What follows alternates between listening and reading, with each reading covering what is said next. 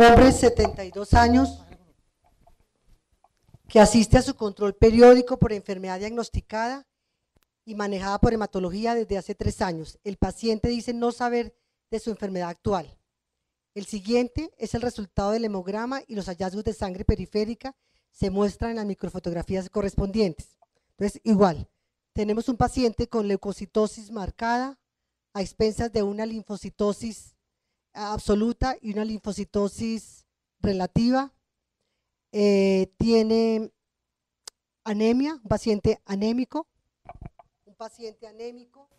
con una ligera macrocitosis, con unas plaquetas normales, con un volumen normal y con un ancho de distribución eritrocitaria ligeramente aumentado. Aquí, con el volumen corpuscular medio, 102.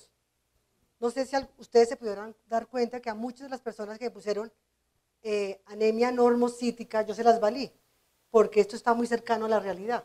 ¿Sí? Hablar de un paciente que tiene 102 de volumen es casi un paciente normal, entonces no se penalizó. Si le pusieron normocítica, no se penalizó. ¿Qué vemos aquí con respecto? Vemos un cuadrante de linfocitos con muchas células, escasos monocitos y algo de línea granulocítica.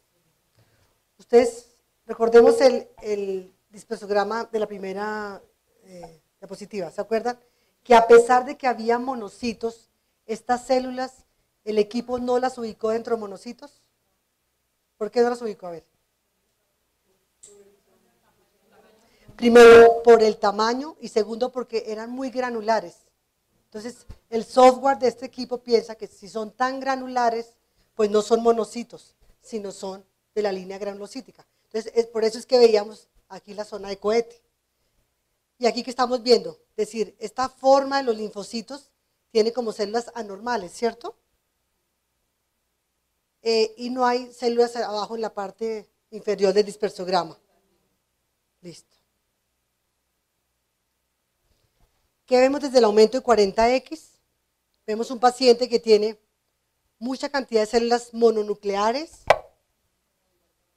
que tiene restos celulares o sombras de Gumprecht, ¿cierto? Y aquí de pronto vemos un neutrófilo. ¿Listo? ¿Qué quieres ver? ¿No? Listo. ¿Qué estamos viendo aquí a diferencia del anterior? Que estos linfocitos son linfocitos que tienen casi el mismo tamaño del glóbulo rojo. Entonces, casi de entrada decimos que no hay blastos. Les voy a recordar, la leucemia linfoide crónica, podemos decir que esto está cambiando con el aumento de los cánceres en el mundo, pero se decía que la linfoide crónica es una enfermedad de adultos mayores. Cuando hablamos de adultos mayores, hablamos por encima de 60 años. Hoy día hemos tenido pacientes de experiencia que tienen 45 años y ya tienen una leucemia linfoide crónica. Pero igual sabemos que esos linfocitos son de aspecto maduro, pero son tumorales. Si ustedes recuerdan por qué estos linfocitos son tumorales, porque tienen un marcador aberrado, un marcador bizarro, que es el CD5. La mayoría de las leucemias linfoides crónicas son del linaje B, y este marcador CD5 lo expresan las células T, pero se llama que es un marcador aberrado, un marcador bizarro. Seguimos viendo que son linfocitos completamente maduros y no son atípicos, no son reactivos. Los linfocitos que tienen gránulos, los vamos a ver en las siguientes diapositivas, son linfocitos posiblemente que están expresando CD4, CD8, es decir, que son linfocitos natural killer, o son linfocitos citotóxicos, o son linfocitos ayudadores, ¿sí? Los helpers o los citotóxicos. Aquí que seguimos viendo un linfocito maduro con sombras de Gumprecht. ¿Qué vemos aquí? Linfocitos maduros con un segmentado que podríamos valer las granulaciones tóxicas, que es decir que las personas que reportaron granulaciones tóxicas estuvo bien, se les valió, y los restos nucleares o las sombras.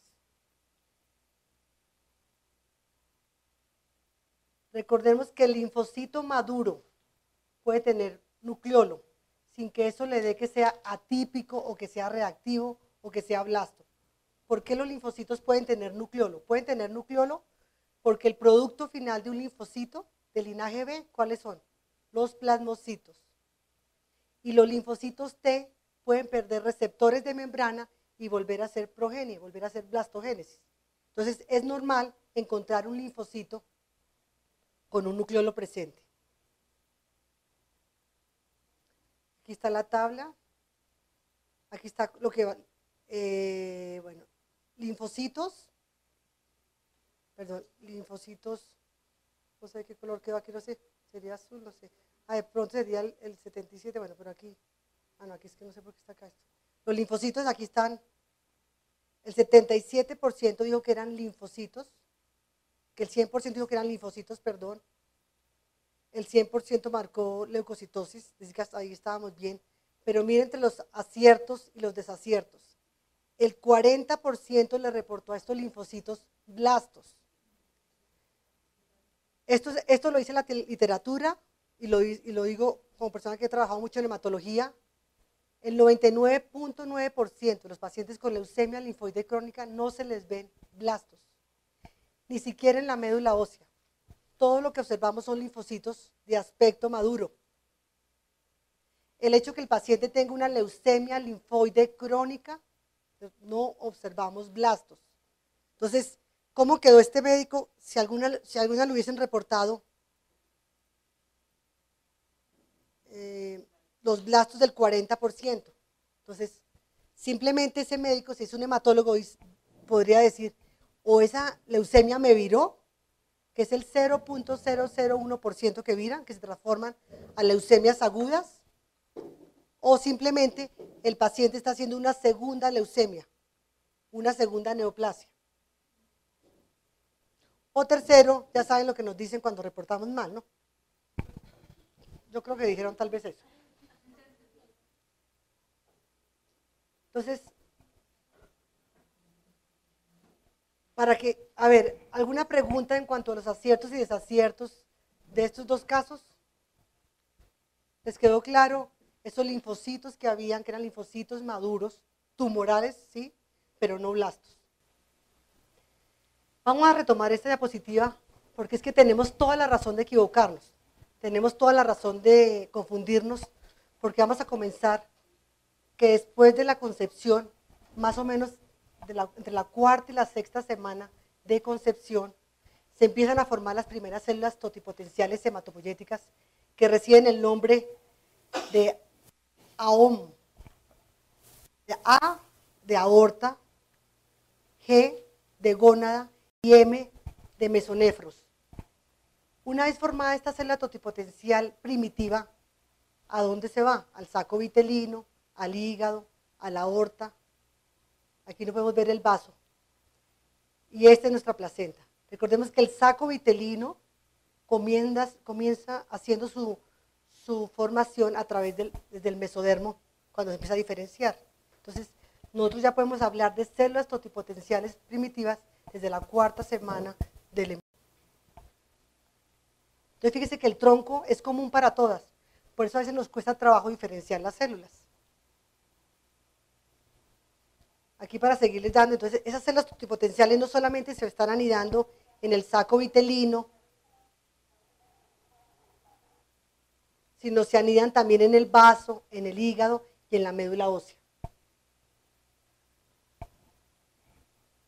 Ya esta célula totipotencial hematopoyética llegó a su máxima posibilidad de maduración y se llama la que todos conocemos, stem cell, ¿cierto? O la célula madre. Esta célula madre, para llegar a este momento, ha recibido muchas interleuquinas, muchas hormonas, y el estroma está listo para recibirlo. Recuerden que el estroma es el tejido, el microambiente inductivo hematopoyético, que está compuesto por 7 tejidos diferentes, entre ellos el tejido endotelial, el colágeno 1, 2,